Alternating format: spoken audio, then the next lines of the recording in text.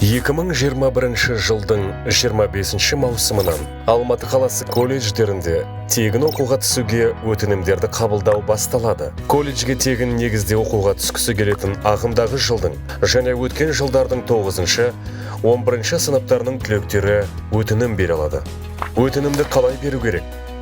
Өтінім kz.bilimalmaty.kz порталы арқылы беріледі.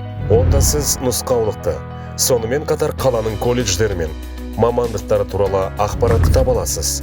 Бірінші қадам: kz.bilimalmaty.kz веб-сайтына тіркелу. Тіркелу бөліміндегі барлық өрістерді толтыру қажет.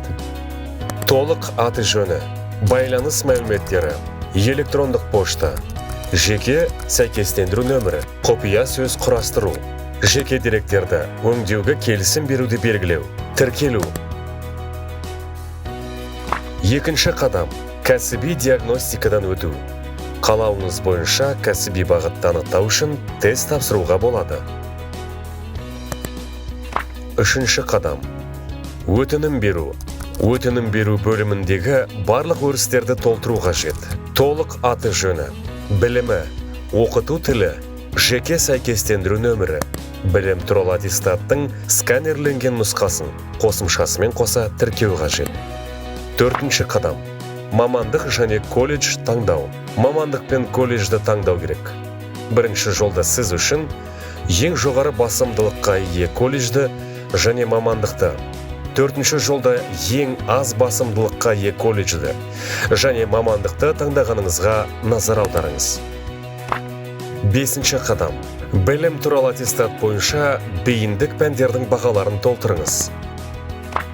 Алтыншы қадам: сіз оқуға қабылдау квотасы бар адамдар санатына жатасыз ба? Егер жауабыңыз жоқ болса, келесі бетке өтіңіз. Егер сіз оқуға түсу кезінде қабылдау квотасы бар адамдар санатына жатсаңыз, я батырмасын таңдаңыз және растайтын құжатты тіркеңіз. Жетінші қадам: толтырылған өтініміңіз көрсетіледі.